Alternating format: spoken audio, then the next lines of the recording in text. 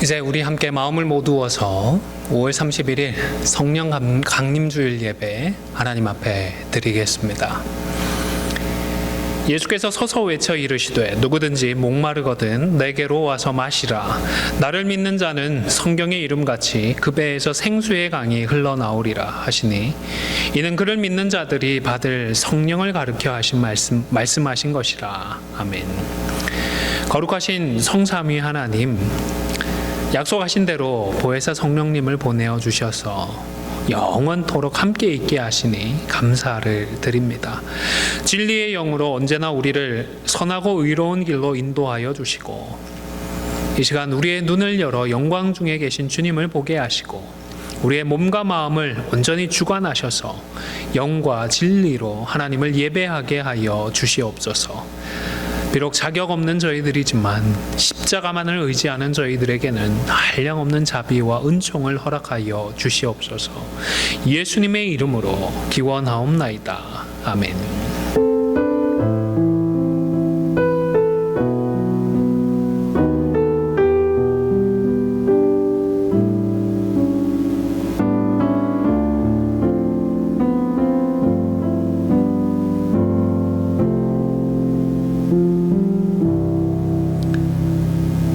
주님, 성령님께서 우리와 함께 하시며 많은 선물을 주셨지만 그것들로 교회와 이웃을 섬기지 못하였습니다. 성령의 소욕대로 살지 못하고 정욕을 따라 주신 귀한 은혜를 소진하기도 하였습니다. 성령님의 음성에 순종하지 않고 성령의 열매를 맺지 못하였습니다. 우리의 죄악을 용서하여 주시고 우리 안에 성령님의 은혜를 새롭게 하여 주시옵소서. 이 시간 우리의 삶을 돌아보며 함께 참회의 기도를 드리겠습니다.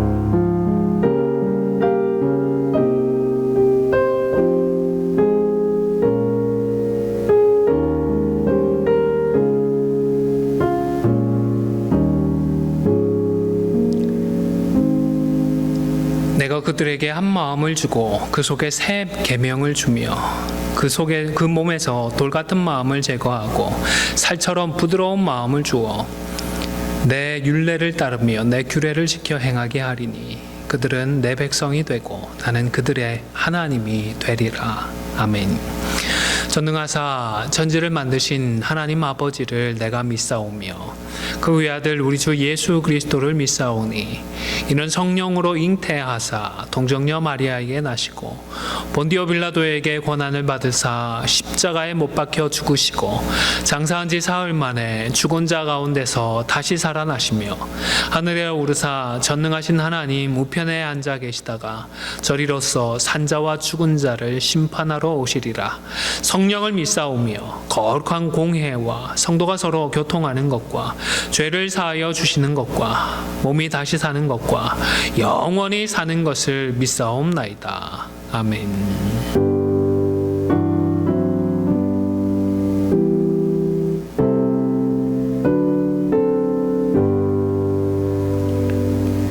교동문 제135문 제가 봉독해 드리겠습니다. 그의 위에 여호와의 영, 곧 지혜와 총명의 영이요 모략과 재능의 영이요 지식과 여호와를 경외하는 영이 강림하시리니, 오직 여호와의 성령으로 이것을 우리에게 보이셨으니 성령은 모든 것 곧 하나님의 깊은 것까지도 통달하시느니라. 내가 아버지께 구하겠으니 그가 또 다른 보혜사를 너희에게 주사 영원토록 너희와 함께 있게 하리니 그는 진리의 영이라. 보혜사 곧 아버지께서 내 이름으로 보내실 성령, 그가 너희에게 모든 것을 가르치고 내가 너희에게 말한 모든 것을 생각나게 하리라. 오직 성령이 너희에게 임하시면 너희가 권능을 받고 예루살렘과 온 유다와 사마리아와 땅끝까지 이르러 내 증인이 되리라 하시니라. 아멘. 찬송가 23장입니다.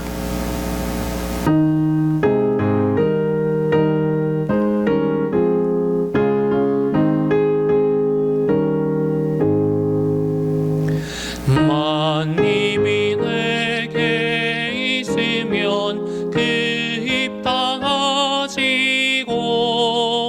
내 구주 주시는 정을 늘 찬송하겠네.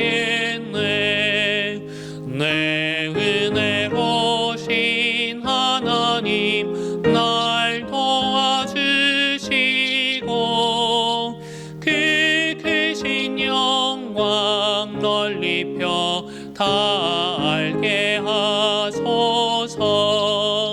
내 주의 귀한 이름이 날 위로하시고 이 귀의 음악 같으니 참 희락되도다.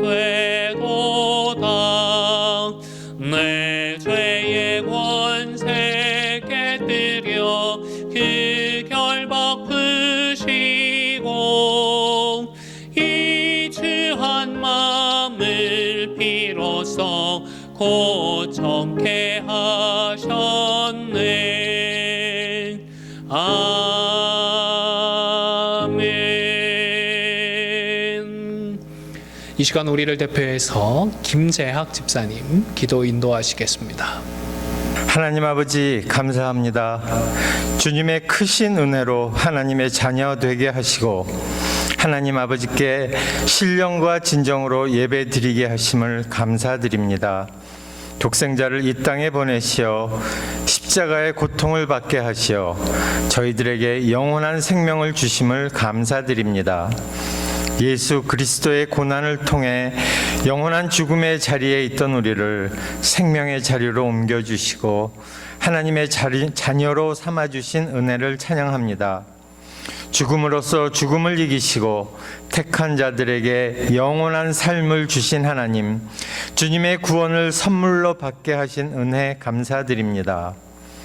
우리의 삶 속에서 예수님이 달리신 십자가를 항상 기억하게 하시고 그 놀라운 사랑에 감격하여 우리의 삶 전체를 주님께 드리며 살아가게 하옵소서.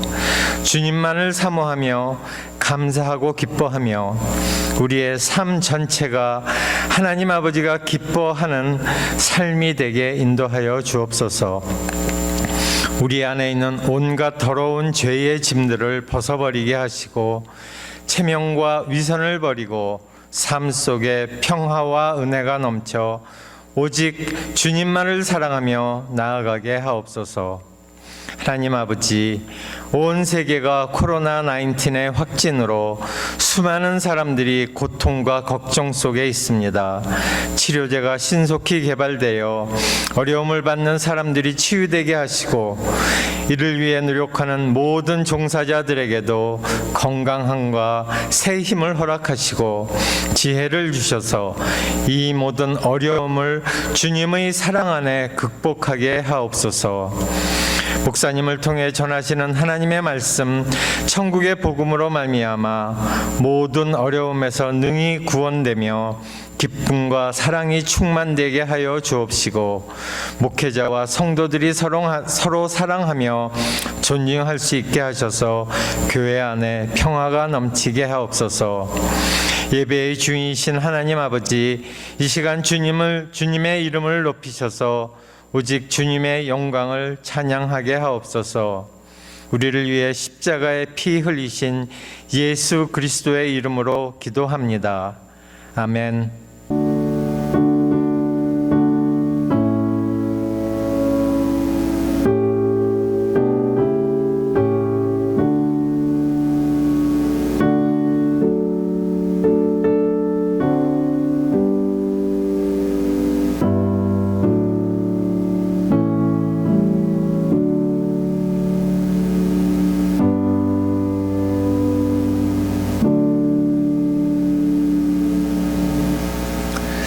오늘 상고할 하나님의 말씀은 신약성경 베드로전서 4장 12절에서 19절까지의 말씀입니다. 제가 가진 성경으로는 신약성경 381면에 있습니다. 제가 봉독해 올리겠습니다. 사랑하는 자들아, 너희를 연단하려고 오는 불시험을 이상한 일 당하는 것 같이 이상히 여기지 말고 오히려 너희가 그리스도의 고난에 참여하는 것으로 즐거워하라. 이는 그의 영광을 나타내실 때에 너희로 즐거워하고 기뻐하게 하려 함이라. 너희가 그리스도의 이름으로 치욕을 당하면 복이 있는 자로다. 영광의 영 곧 하나님의 영이 너희 위에 계심이라. 너희 중에 누구든지 살인이나 도둑질이나 악행이나 남의 일을 간섭하는 자로 고난을 받지 말려니와 만일 그리스도인으로 고난을 받으면 부끄러워하지 말고 도리어 그 이름으로 하나님께 영광을 돌리라. 하나님의 집에서 심판을 시작할 때가 되었나니 만일 우리에게 먼저 하면 하나님의 복음을 순종하지 아니하는 자들의 그 마지막은 어떠하며 또 의인이 겨우 구원을 받으면 경건하지 아니한 자와 죄인은 어디에 서리요. 그러므로 하나님의 뜻대로 구원함을 받는 자들은 또한 선을 행하는 가운데에 그 영혼을 미쁘신 창조주께 의탁할지어다. 아멘. 하나님의 크신 은혜와 평강이 사랑하는 우리 안디옥 성도들과 우리 교회 가운데 충만하시기를 주님의 이름으로 기원합니다. 지난 주일에는 요한복음 14장의 말씀을 중심으로 해서 우리가 믿는 하나님에 대해 상고하였습니다. 먼저 좀 정리를 하면 예수님은 아버지 하나님과는 자신을 다른 분으로 구분을 하셨습니다. 성부 하나님께서는 성자 예수님을 낳으셨고 성자는 성부에게서 나셨습니다. 뿐만 아니라 예수님은 또 다른 보혜사와 진리의 영이라는 단어를 사용하셔서 성령 하나님과도 구분을 하셨습니다. 이처럼 성부와 성자와 성령은 서로 구분이 되는 분들이십니다. 동시에 하나님은 한 분이십니다. 이 성경 전체의 기록을 보면 하나님은 한 분이심에 틀림이 없습니다. 서로 구분이 되시면서도 동시에 한 분이라고 말씀해 주시는 것입니다. 비록 믿는 자라고 하더라도 이러한 말씀을 100% 다 이해하기에는 무리가 있습니다. 그래서 어쩔 수 없어서라도 신비라는 표현을 사용해 왔습니다. 우리의 이러한 마음을 예수님도 잘 이해하셨던 것 같습니다. 그래서 내가 아버지 안에 거하고 아버지께서 내 안에 계심을 믿으라고 하시면서 말씀을 끝내버리지 않았습니다. 곧바로 이어서 그렇지 못하겠거든 행하는 그 일로 말미암아 나를 믿으라고 하셨던 것입니다. 다시 말해서 말만 듣고는 다 이해하지 못하고 제대로 믿지 못할 수도 있다는 것을 잘 아는데 만약 그런 경우에는 예수님께서 이미 보여주셨고 또 보여주실 이적과 기적들 그리고 가르치는 말씀들 무엇보다 그 삶을 통해서 보여주신 우리 예수님의 그 인격을 믿으라고 하셨던 것입니다. 그리고 이 모든 행하는 일에 최고봉이 있습니다. 그것이 무엇일까요? 네, 그것은 바로 십자가입니다. 왜냐하면 예수님은 십자가를 지시기 위해 이 땅에 오셨고 십자가에 대해서 미리 말씀을 해 주셨을 뿐만 아니라 그 말씀대로 십자가에서 구속을 성취하셨기 때문입니다. 결국 이 십자가로 말미암아 하나님을 믿으라는 말씀으로 예수님의 이 말씀을 이해할 수가 있는 것입니다. 여러분, 우리 기독교는요, 계시의 종교입니다. 사실 저는 우리 기독 신앙이라고 표현을 하지 종교라고 말하고 싶지는 않은데 일반적으로 흔히들 이렇게 종교라고 계시의 종교라고 이야기를 합니다. 이때에는 하나님께서 자신을 알려주시는 이 성경 말씀을 믿기 때문입니다. 그리고 이 성경을 정확무어한 하나님의 말씀으로 믿고 신앙의 기초로 삼기 때문입니다. 구약시대와 초대교회 시대에는 하나님께서 여러 부분, 여러 모양으로 하나님 자신에 대해서 그리고 하나님의 뜻을 알려주셨습니다. 꿈이나 환상이 그런 경우입니다. 모세의 경우처럼 직접 말씀해 주기도 하셨습니다. 유기적으로 영감도 하셨습니다. 이러한 여러 방법으로 말씀을 주신 후에 이 진리를 보다 잘 보존하고 또 보급하고 교회를 확실하게 세우고 위로하실 목적으로 그 내용을 기록하게 하셨습니다. 그래서 이제 우리는 믿는 성도들은 우리의 생각이나 우리의 기대나 우리의 소망대로 믿는 것이 아니라 성경 말씀에 기록되어진 그 말씀대로 믿고 살아가는 것입니다. 설령 지금 당장은 다 이해하지 못하고 완벽하게 또 이해하지 못하더라도 예수님의 십자가를 기억하면서 성경이 기록되어 있는 그대로를 믿어야 하는 것입니다.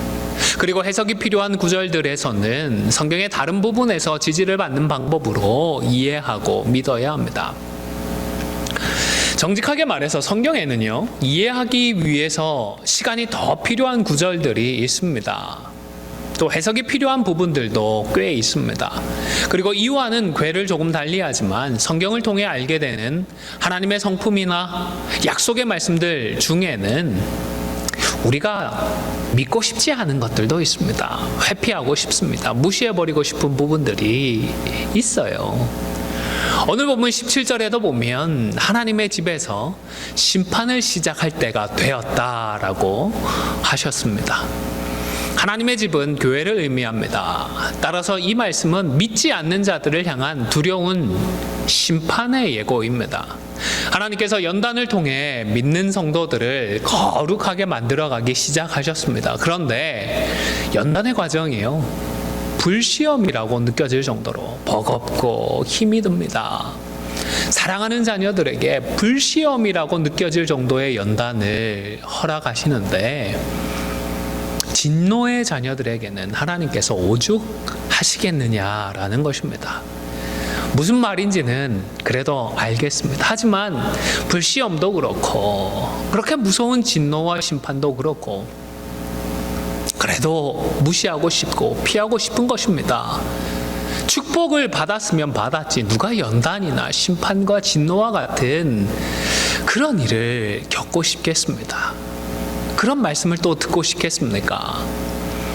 C.S. 루이스 같은 분도 하나님의 진노와 관련해서 다음과 같이 솔직한 그 심경을 남겼습니다. 기독교에서 이보다 더 없애고 싶은 교리는 없다. 내게 권한이 있다면 당장이라도 이 교리를 빼버릴 것이다. 여러분, 이 표현에 대해서는 어떻게 생각하십니까?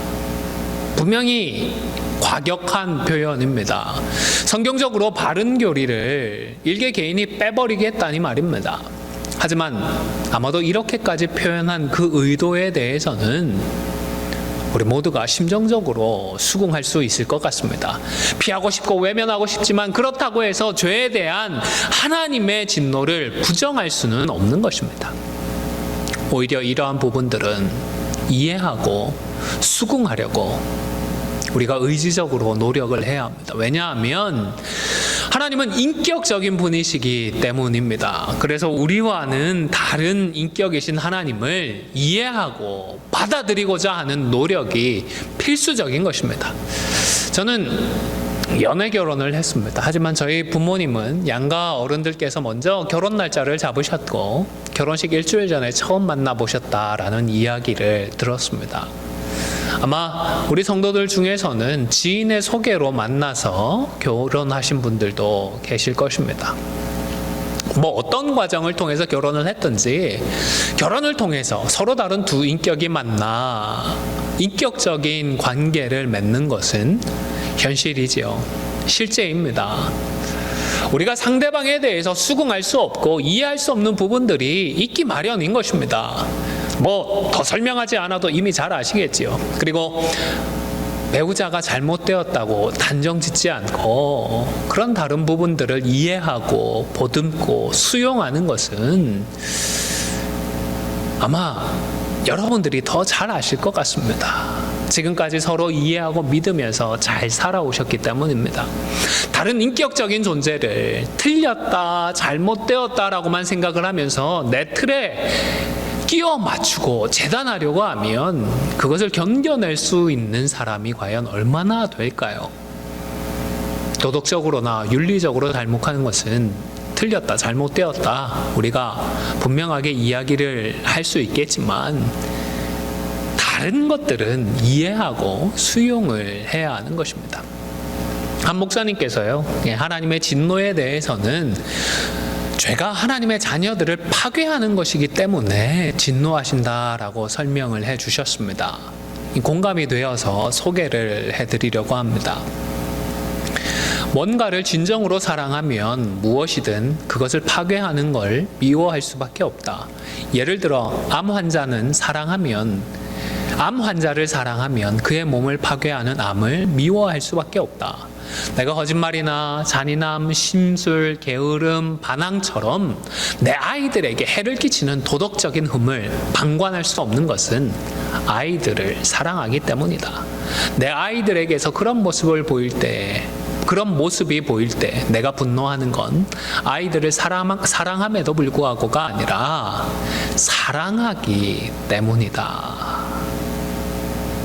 여러분, 하나님은 창조주이십니다. 정말 크고 광대하셔서 우리가 다 이해하고 헤아릴 수 없는 그런 분이십니다. 뿐만 아니라 우리와는 다른 인격이기도 하십니다.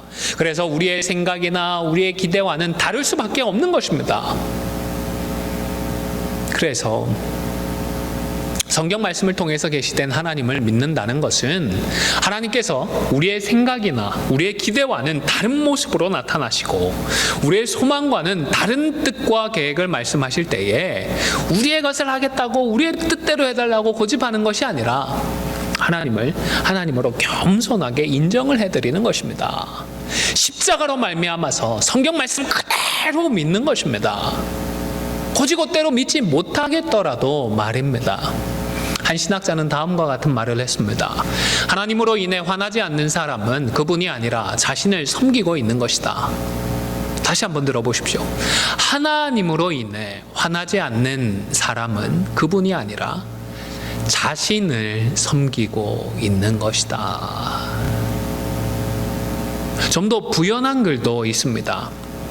우리 하나님이 절대 우리 의견에 반대하지 않고 우리가 좋아하는 것만 좋아하고 우리가 미워하는 것은 무조건 미워한다면 그것은 진짜 하나님이 아니다. 그것은 단지 우리의 취향을 신격화하고서 거기에 하나님이란 이름을 갖다 붙인 것에 불과하다. 무슨 말인지 잘 이해되실 줄로 압니다.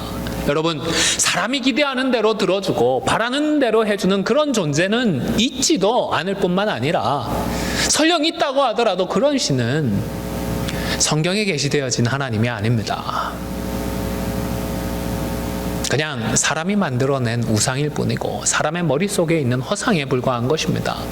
우리를 사랑하셔서 우리를 파괴하는 죄를 미워하시고 죄인을 심판하시는 하나님을 피하는 것이 아니라 이 하나님을 더욱 바르게 알아가야 하는 것입니다. 여러분, 10계명의 제일 계명이 무엇인가요? 너는 나 외에는 다른 신을 내게 두지 말라는 것입니다. 그리고 두 번째 계명은요, 새긴 우상이나 다른 어떤 형상을 만들지 말고 절하지도 섬기지도 말라는 말씀입니다. 이 두 계명을 잘 구분해 주는 설명이 있습니다. 한번 들어보시기를 바랍니다. 둘은 비슷하게 보이지만 분명 다르다. 첫 번째 계명은 엉뚱한 신을 섬기지 말라는 것이고, 두 번째 계명은 옳은 신을 엉뚱하게 섬기지 말라는 것이다. 여러분, 그러니까 첫 번째 계명은 신앙과 경배의 대상에 대한 말씀이고, 두 번째 계명은 그 하나님을 섬기는 방법에 대한 말씀인 것입니다.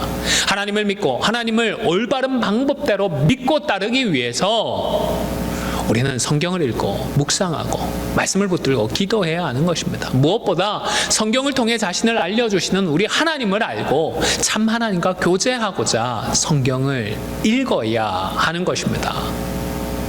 구약의 선지자 호세아가 한 말씀을 잘 아시죠? 호세아는 여호와를 알자라고 했습니다. 호세아 6장 1절에서 3절의 말씀을 봉독해 드리겠습니다. 오라, 우리가 여호와께로 돌아가자. 여호와께서 우리를 찢으셨으나 도로 낮게 하실 것이요 우리를 치셨으나 싸매어 주실 것임이라. 여호와께서 이틀 후에 우리를 살리시며 셋째 날에 우리를 일으키시리니 우리가 그의 앞에서 살리라. 그러므로 우리가 여호와를 알자. 힘써 여호와를 알자. 그의 나타나심은 새벽 새벽빛 같이 어김없나니 비와 같이 땅을 적시는 늦은 비와 같이 우리에게 임하시리라 하니라. 오세야 선지자가 경험하는 하나님도 진노하는 하나님이셨습니다. 하나님은 이스라엘을 찢으셨습니다. 그리고 치셨습니다. 여러분, 우리에게 상처를 주는 존재를 누가 좋아할 수 있겠습니까? 그러나 하나님의 진노는 우리를 파괴하는 죄로부터 우리를 지키는 분이었고 우리를 지키기 위함이었습니다. 그래서 다시 싸매어 주시고 도로 낫게 해 주시는 것입니다. 그렇기 때문에 선지자는 이러한 하나님을 알기 위하여서 하나님을 알자라고 강권했던 것입니다. 사랑하는 성도 여러분, 코로나19으로 어렵고 답답할 줄로 압니다. 하지만 시간적으로는 확실히 여유가 있는 시기인 줄로도 압니다. 이 여유 있는 시간에 더욱 성경 말씀을 읽고 묵상하여 여호와를 힘써 알아가는 우리 모두가 되시기를 주님의 이름으로 축원을 드립니다. 뿐만 아니라 예배도 마찬가지입니다. 우리가 개인적으로 예배에 대해서 생각하고 기대하고 소망하는 것들이 있습니다. 그런데 이런 우리의 생각과 당신을 예배하도록 하신 하나님의 의도가 항상 일치하는 것은 아닌 것 같습니다. 다른 각도에서 표현을 해보면 우리가 예배한다고 하면서 예배를 드린다고 하면서 엉뚱한 대상을 예배하거나 아니면 엉뚱한 방법으로 예배하는 경우들이 없지 않다는 것입니다. 사랑하는 안디옥 성도 여러분, 매주일 드리는 이 주일 예배만큼은 우리가 아니라 우리를 구원하시는 우리 하나님께 집중하시고 우리를 사랑하시는 하나님께 전적으로 헌신할 수 있기를 바랍니다. 우리가 예배의 주인공이 되려고 하지 말고 하나님을 참된 주인공으로 인정하시기를 바랍니다. 내가 생각할 때 좋은 그런 방법이 아니라 하나님이 정말로 기뻐하시는 방법으로 예배를 드리십시오. 제가 개인적으로 좀 납득하기 어려운 것 중에 하나가 어버이 주일, 어린이 주일, 스승의 주일처럼 마치 사람이 주일 예배의 주인공이 될 수 있는 것처럼 지키고 있는 절기들입니다. 물론 교회 절기라고 하는 것이 교육적인 이유로 제정이 되었다는 것은 저도 잘 압니다. 하지만 그래도 이왕이면 주일이 아니라 어버이 주간, 어린이 주간 정도로 지켜왔다면 훨씬 지혜롭지 않았을까 싶습니다. 왜냐하면 하나님 외에는 다른 그 누구도 이 예배의 주인공이 될 수는 없기 때문입니다. 예배는 하나님의 은혜에 우리가 보답하는, 감사하는 자리이지 않습니까? 구약의 제사에서 하나님께 제물을 드리듯이 이제는 구원하시는 하나님께 신령과 진정으로 감사하면서 우리의 마음과 뜻과 정성을 다해 우리의 존재를 하나님께 드리는 그 자리가 이 예배인 것입니다. 많은 사람들이 뭔가를 받아 챙기려고 예배에 참석하는 것 같습니다. 마음의 평화나 위로를 받고자 합니다. 인생의 깨달음을 원하고 인생의 문제를 해결받고자 합니다. 예배를 잘 드려서 뭔가 하나님께 충분히 받아 챙겨가는 그런 거래의 시간이나 딜을 하는 자리가 결코 예배가 아닌 것입니다. 물론 예배의 시간이 하나님의 임재를 경험하고 하나님께서 주시는 은혜를 누릴 수 있는 복된 방편임에는 틀림이 없습니다. 그러나 이렇게 우리가 받는 것들은 제가 계속 말씀드리지만 2차적인 것들입니다. 비록 우리가 자기중심적이고 또 이기적이라서 이 예배에서마저도 내가 뭔가를 받기를 바라고 더 많이 챙겨갈 수 있기를 기대하게 되더라도 각자의 이성과 의지를 동원하십시오. 말씀을 기억하시고 이 말씀을 붙들고 온전히 우리 자신을 하나님께 드리십시오. 우리 자신을 거룩한 산제물로 하나님께 바쳐야 합니다.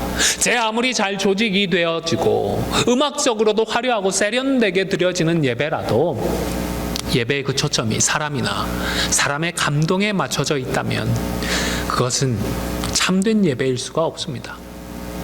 사람의 방언과 천사의 말을 할지라도 사랑이 없으면 그저 소리나는 구리와 울리는 꽹과리에 불과한 것처럼 우리의 마음과 뜻과 정성을 다해 하나님께 우리를 드리지 않는 예배는 그저 시간 낭비일 뿐입니다. 하나님을 위해 예배를 드린다고 하면서 오히려 우리 하나님을 분노하게 만들 뿐입니다. 말라기 1장에 보면 하나님께서 성전 문을 닫을 자가 있으면 좋겠다라고까지 하셨습니다. 하나님을 위한다는 예배를 정작 하나님은 견딜 수 없어 하시는 것입니다. 지난 몇 주간 우리는 온라인 영상으로 예배를 드려왔습니다. 물론 이것은 성경적인 근거를 가진 교회적인 결정이었습니다. 개인적인 편의나 선호에 따른 이기적인 선택과는 분명히 다릅니다. 주어진 상황 속에 나름 우리가 할 수 있는 최선이기도 했습니다. 그래도 함께 예배할 때에 비해서는 아쉬움이 있을 수밖에 없습니다. 그러나 하나님을 향한 우리의 마음과 뜻과 정성만큼은 차이가 날 이유가 없습니다. 베풀어 주신 은혜와 구원의 감사를 담아서 마음과 뜻과 정성을 다하여서 한 분 하나님을 참되게 예배할 수 있기를 바랍니다. 온라인으로 예배를 드리지만 기도로 예배를 잘 준비하시고 우리의 마음밭을 잘 기경하셔서 설령 우리가 기대하는 은혜나 그런 감동은 없다고 하더라도 여전히 우리의 마음과 뜻과 정성을 담아서 십자가로 우리를 구원하시는 하나님께 감사하고 그 하나님을 참되게 예배했다면 그것으로 충분했다. 정말로 좋은 예배를 드렸고 정말로 복된 예배를 드렸다 인정할 수 있기를 주님의 이름으로 간절히 축원을 드립니다. 여러분, 이처럼 하나님께서 베풀어 주신 구원의 은혜에 대한 감사의 마음을 잊지 않고 하나님을 바로 예배하며 살아갈 때에 우리는 우리의 연단을 위한 그런 고난도 이겨낼 수 있습니다. 오늘 본문에도 보면요, 성도들의 연단을 위한 고난과 관련된 말씀들이 많이 기록이 되어 있습니다. 12절에서는 연단하기 위해서 오는 불시험을 이상하게 여기지 말 것을 당부합니다. 사실 연단을 겪게 되면 이상한 생각이 드는 것 당연한 일입니다. 우리가 무슨 일을 겪더라도 신앙의 회의라는 것이 찾아오지 않고 신앙과 하나님에 대해서 별다른 의문이 생기지 않는다면 굳이 사도가 이런 기록을 남길 이유가 없었겠지요. 여러분, 마음에 의문이 생기고 혹 회의가 생기더라도 그 자체로 너무 낭망하거나 걱정하지 마십시오. 얼마든지 누구든지 그런 마음은 찾아올 수 있기 때문입니다. 문제는요, 그런 마음이 찾아왔을 때 어떻게 하느냐입니다. 그때에는 이 말씀을 붙들고 기도하면서 이상히 여기는 그 마음을 추스려야 하는 것입니다. 여러분, 기도하면 추스릴 수 있습니다. 아니, 기도를 해야만 마음과 생각을 지킬 수 있습니다. 그리고 13절에서는 그리스도의 고난에 참여하면 즐거워하라고도 말씀을 합니다. 아무리 그리스도를 위한 고난이고 복음을 위한 고난이라고 하더라도 그냥은 즐거워할 사람이 누가 있을까요? 고통스러운데요, 괴로운데요, 누가 즐거워하겠습니까? 아마 사도 바울도 고통스러운 그 순간들에는 즐거워하기가 쉽지 않았을 것입니다. 그러니까 자신을 괴롭게 하고 복음을 가렸던 자들을 잊어버리지 않고 서신서에 기록을 해서 누구인지 밝히고 또한 주께서 직접 갚으실 것이라고까지 이야기하지 않았겠습니까? 그러나 우리 안에 계시는 성령께서는 이런 연단의 고난에도 우리가 기뻐하고 즐거워할 수 있는 부분이 분명히 있기 때문에 마냥 힘들어하고 낙담하고 절망할 것은 아니다라는 사실을 말씀해 주시는 것입니다. 심지어 14절에서는 그리스도의 이름으로 치욕을 당하는 것이 어떻게 해요? 복이라고까지 말씀을 합니다. 일반적으로 우리가 생각하는 복은 잘 되는 것입니다. 성공하는 것이고 부자가 되는 것일 수도 있습니다. 건강하게 오래 사는 것이나 서로 사랑하고 화목하게 잘 지내는 것이 복일 수 있습니다. 그런데 이러한 하나님의 축복 가운데에 그리스도의 이름으로 당하는 이 치욕도 포함을 시키라는 것입니다. 뿐만 아니라 고난당하는 중에 선을 행하라고도 말씀을 합니다. 우리가 어렵고 힘든 일을 겪으면 잠시 눈을 감아버리고 싶습니다. 그 고비를 지날 동안만 좀 불법적이고 신앙적이지 않은 방법들을 사용하고 싶습니다. 그냥 내 기분대로 감정대로 그렇게 해버리고 싶습니다. 그런데 사도는 그런 순간에도 선을 행해야 한다 말씀하는 것입니다. 왜입니까? 왜냐하면 연단의 불시험이 하나님의 뜻 가운데 일어나고 있기 때문입니다.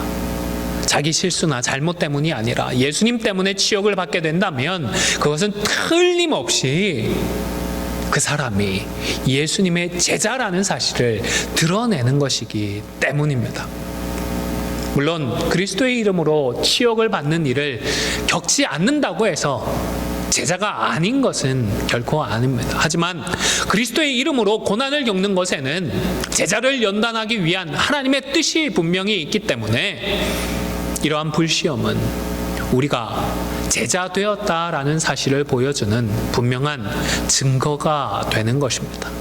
하지만 연단과 불시험에 대해서 아무리 긍정적인 부분들을 찾아보더라도 이 말씀을 우리가 가슴으로까지 이해하기는 쉽지 않습니다. 고난 중에 있으면서 계속 선을 행한다는 것, 과연 누가 그럴 수 있을까요?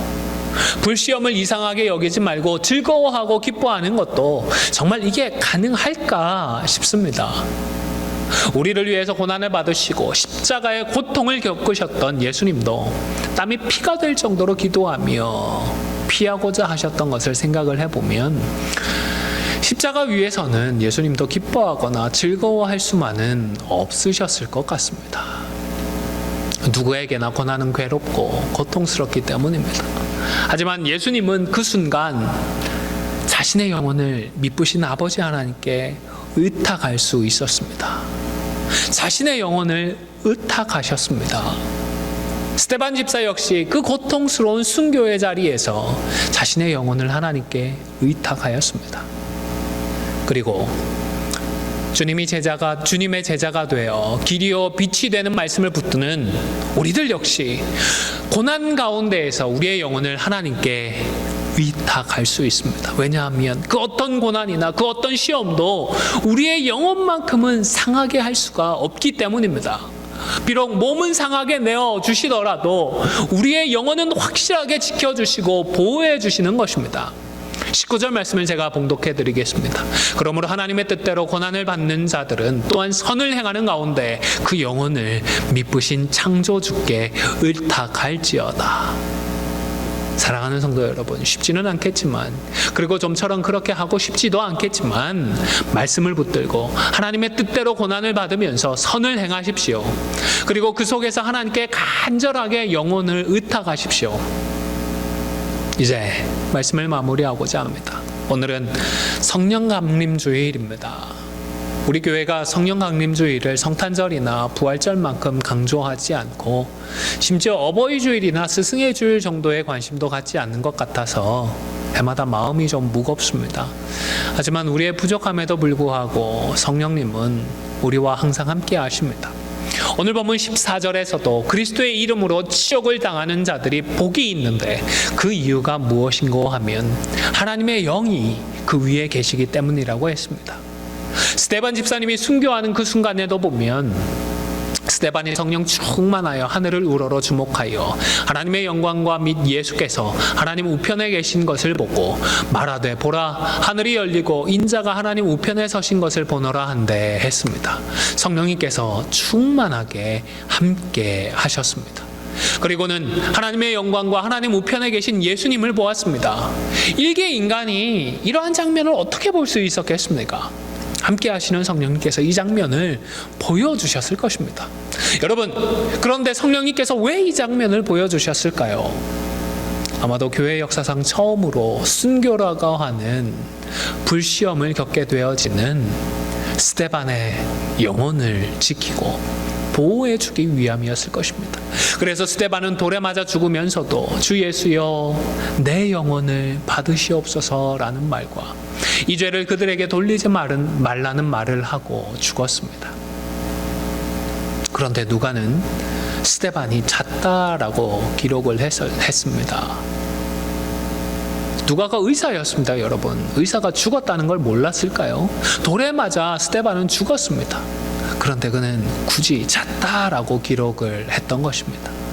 아마도 비록 몸은 찢기고 죽게 되었지만 성령께서 함께 하시고 그리고 하나님께 의탁한 그의 영혼만큼은 그 누구도 해하지 못했다라는 사실을 분명히 하고자 잤다라고 기록을 했던 것이 아닐까 싶습니다. 사랑하는 성도 여러분, 우리 모두가 코로나19으로 많은 어려움을 겪고 있습니다. 하지만 이 코로나19조차도 하나님의 뜻 안에서 일어나고 있는 일임을 십자가를 기억하며 믿으시기를 바랍니다. 그리고 하나님의 뜻대로 받는 고난 중에서도 계속 선을 행하십시오. 그리고 우리의 영혼을 창조주께 의탁하십시오. 그리하여 우리 위에 계시고 우리와 함께 하시는 하나님의 영으로 말미암아 그 어떤 것으로부터도 우리의 영혼이 상하지 않는 놀라운 하나님의 축복을 누리는 우리 모두가 다 되실 수 있기를 주님의 이름으로 간절히 축원을 드립니다. 찬송가 183장입니다.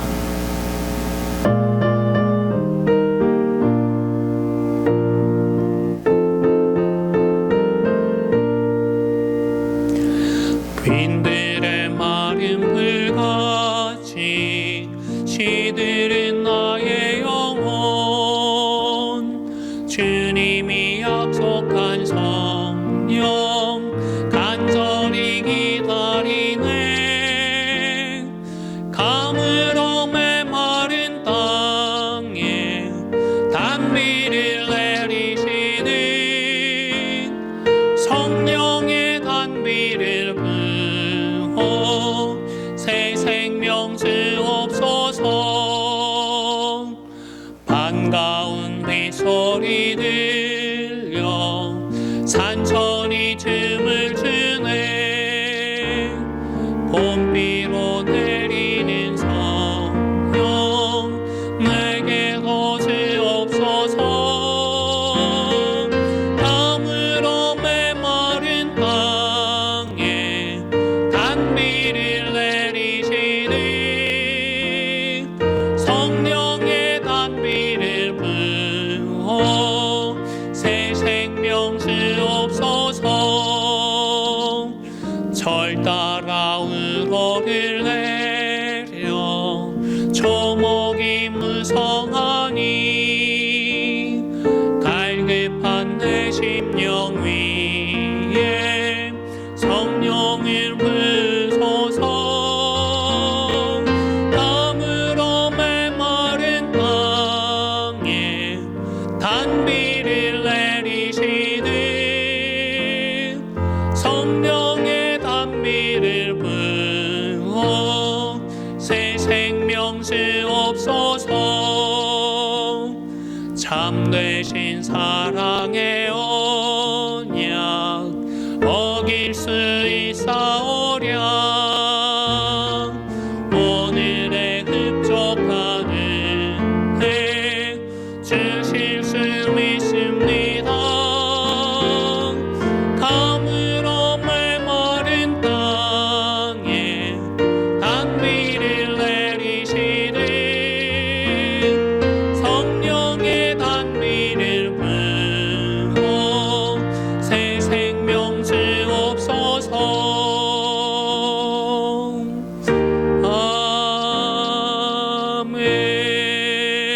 아멘. 참 좋으신 하나님 감사합니다. 성령으로 우리와 함께하여 주시고 우리의 길을 인도하여 주시니 감사를 드립니다. 그 베풀어 주신 은혜와 또한 우리에게 허락되어진 모든 것이 하나님의 사랑이고 또 하나님의 것임을 진심으로 고백하며 주일 헌금으로 11조로 감사 헌금으로 선교 헌금으로 하나님 앞에 드립니다. 기뻐 흠양하여 주시며 몸된 교회와 하나님의 나라를 위하여 하나님 귀하게 사용하여 주시옵소서. 삶의 현장에서 또 고민하며 걱정하며 그러나 믿음으로 이겨내고자 기도하고 있는 사랑하는 우리 성도들 기억하여 주시며 그 앞길들을 그 앞날들을 하나님 축복하여 주시며 선대하여 주시옵소서. 감사를 드리며 예수님의 이름으로 기도 올리옵나이다. 아멘. 네, 교회 소식을 알려드리겠습니다. 오늘은 성령 강림주일로 지키고 있습니다.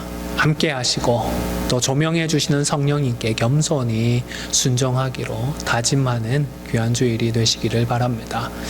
헌금은 교회로 매일 해주시면 되겠습니다. 이제 우리 주님 가르쳐 주신 기도송 함께 찬송하겠습니다.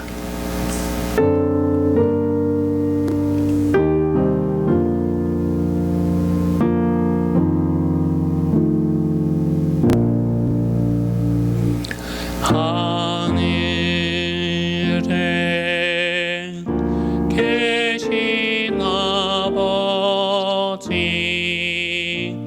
이름 거룩하사 주님 나라 임하시고 뜻이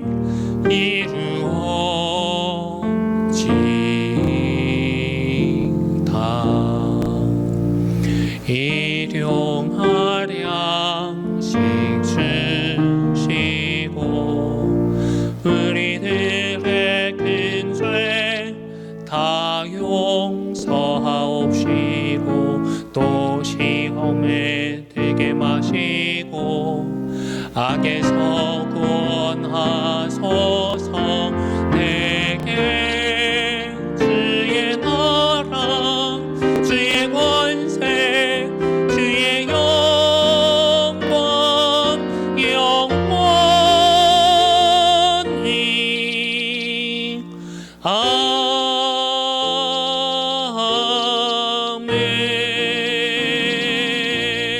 아멘. 지금은 우리 주 예수 그리스도의 은혜와 아버지 하나님의 크신 사랑과 성령의 교통하심이 우리와 함께 하시며 조명하시는 성령 하나님께 겸손히 순종하며 또 고난 중에 선을 행하는 가운데에서 어렵고 힘들지만 우리의 영혼을 하나님께 의탁하고자 하는 사랑하는 우리 안디옥 교회 성도들 머리 위에 그리고 우리 안디옥 교회 위에 이 땅 위에 지금부터 영원토록 항상 함께 있을지어다. 아멘.